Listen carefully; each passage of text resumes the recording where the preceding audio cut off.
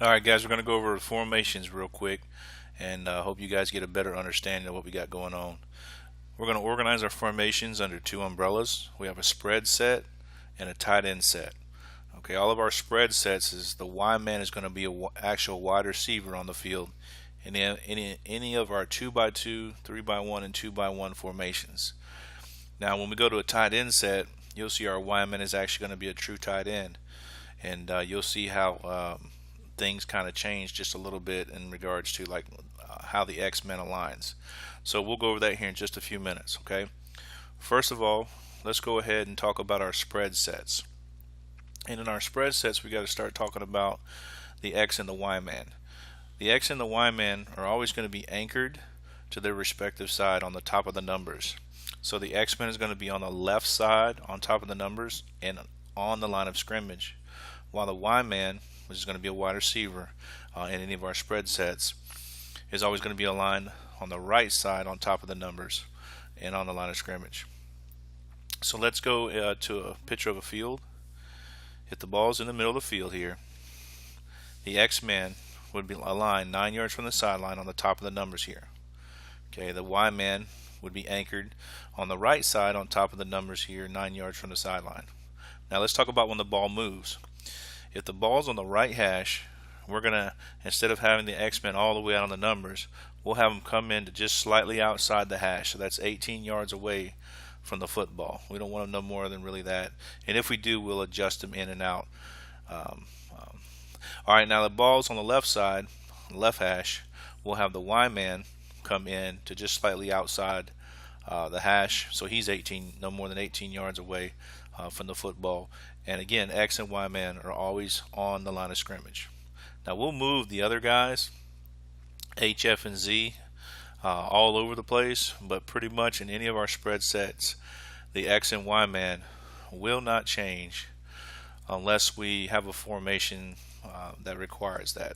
I'm going to go ahead and quickly go over that. So the only time X and Y would ever come over to the other side is when we would say literally X over. So X-Man normally lines up here on the left, anchored on the top of the numbers, unless we say X over. Then he would come over and he would apex right here between the tackle and the Y-man. So he would be the number 2 receiver to that side. He's on the line of scrimmage just like he always is. And if there was a pass play called, he would be ineligible because he's covered by the outside receiver. Now if we go Y over, remember Y is always on the right, we say Y over, the Y man's going to come over and he's going to be the number 2 receiver on the left now, just slightly inside of the X man. Actually we're going to say apex between X man and the tackle. So he'll be the number 2 receiver. He's ineligible because he's covered by the outside receiver. But we do this type of formation to try to gain a hat play side, see how the defense is going to adjust. We may end up attacking this strong side or going back weak, just depending on how the defense aligns to this formation. Alright, so that's how the X and the Y men basically work in all of our spread sets. Alright, let's start out here by going over our 2x2 formation, ACE. Okay, this is our base type formation where everything starts from. If you understand how this works, you'll understand basically how the entire offense works. Remember, X is on the left, Y is on the right, anchored on top of the numbers. Alright, now in the backfield we got a quarterback and a fullback. Okay, the fullback, he can align many different ways. He might be on the right, the left, in the pistol, back here deep. He might be scooted up here in the B gap. It just depends on what we're doing. Okay, and this guy will learn all those different things we're asking him to do and align accordingly. The easy part is H is always on the left, Z is always on the right in ACE formation. Now we ask these guys to split the difference or apex the distance between the tackle and the wide receiver. Just kind of pick a spot here off the line of scrimmage, splitting the difference between these two guys. Over here on the left we got the H man, and he's splitting the difference or apex in the distance between the wide receiver X man and the left tackle. So this is ACE formation. H is always on the left, Z is always on the right, Y is always on the right, X is always on the left. X and Y are always on the line, H and Z are always off the line. Okay, this is ACE formation. Now when we talk about different personnel groups, who this F man is is going to be different based on the personnel group that we're in. If we're in 30, for example, this is going to be more of a tailback type guy, and we have 4 wide receivers, a little bit more speed on the field. If we're in 11 personnel, the F man here is going to be more of a bigger kid, gritty, that can block, okay, maybe lead for the quarterback, load, kick out, those types of things. Okay, and the true tailback is going to be the H, and we view the Z man in our 11 personnel as our slot pitch man type of a player. X and Y don't change across personnels, okay, until we get into the tight end sets. Okay, we'll talk about that here in just a minute. Let's go ahead and talk about trips formation. Trips is pretty easy, 3x1. This is going to be trips right. It's the same as ace, but when we say trips right, we're going to have the H man, who's normally an ace on the left, come over to the right, and he's going to align off the line, apex the number 1 outside receiver Y man and a Z man. We want about 5 yards of spacing between these wide receivers. Okay, H and Z are always off the line, X and Y are always on the line. F again is in the backfield, and just depending on the personnel group, okay, it could be a different type of player back here, and he's going to adjust to the concept. Could be on the left, could be on the right, could be in pistol, could be up here in the B gap. Just depends on what we got going on. But that's trips right. H is on the right. Trips left. Okay, go back to ace in your mind. Ace, ace, ace. Z is always here on the right. When we say trips left, we're telling the Z man come over. Okay, so trips basically talks to the slots to come over. Okay, so H is always already on the left, so Z man came over, and he's going to be the number 2 receiver. Whoever comes over is going to be that number 2 receiver. X and Y are anchored on top of the numbers, and we have Z man is going to be number 2, H man is going to be number 3 in any concept. Okay, F man again could be a different type of player to cross personnel groups, and could be in many different alignments based on what we're doing. Okay, that's trips 3x1.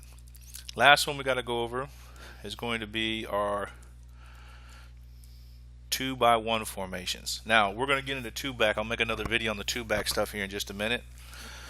But our 2x1 formations is going to be a 3 receiver type set with 2 running backs in the backfield. Just kind of keep that in mind. So any kind of black or brown, red or yellow, blue or green, Ruger or Glock, we can tag a 2x1 formation onto any of those 2-back sets. So long story short, when you look at this this PowerPoint slide, you're not going to see any running backs, but I need you to visualize that F and H are already in the backfield in some kind of a 2-back color formation. Okay, and it doesn't matter. Whatever 2-back, we'll go with brown for right now. Let's say we got brown, so F and H are on the right, and that's all we say in the huddle, brown. That tells X and Y to line up on the numbers, anchored, just like they normally are in all of our spread sets. And the Z man, since he didn't get any kind of tag word, he's just going to automatically line up in the slot. Okay, think ace. That's his home formation in ace, and that's where it reports in the slot on the right side. Now we got a word for the Z man. It's called flip.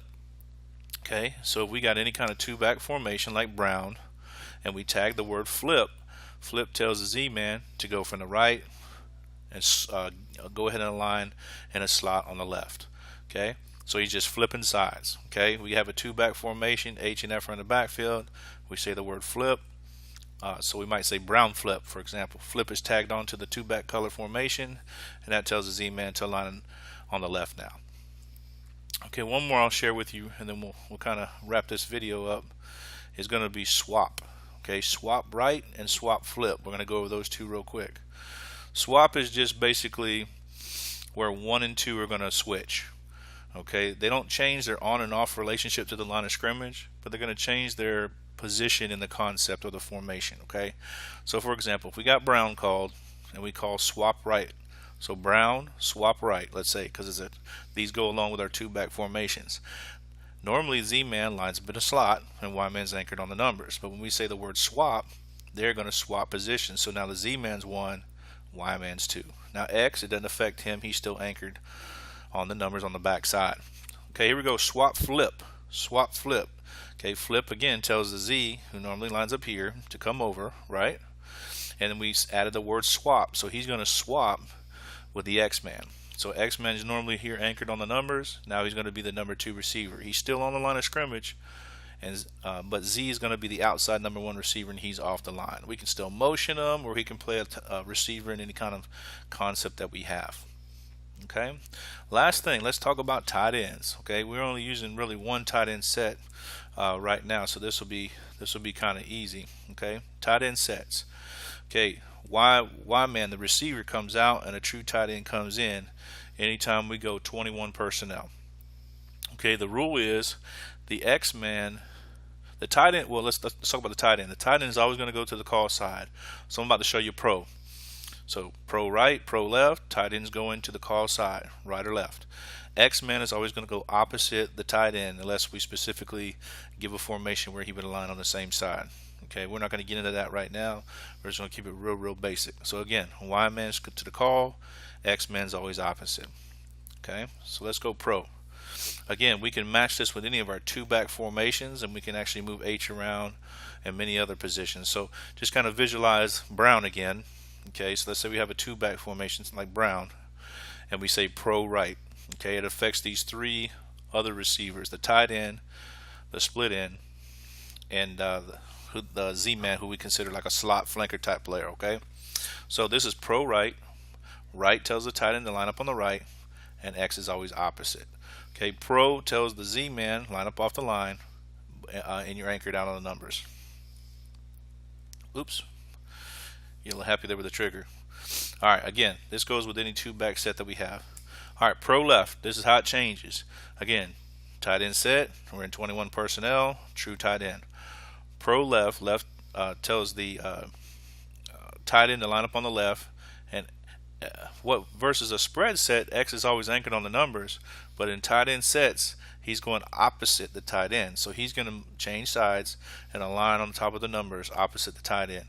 Now the Z-man, flanker in this case, he's going to be out on the numbers off the line of scrimmage. Again, we might go black with this, or red, or yellow, some kind of a 2-back formations. Alright, that's all I got for you for this one. I'll come back and do another one on 2-back formations in the backfield.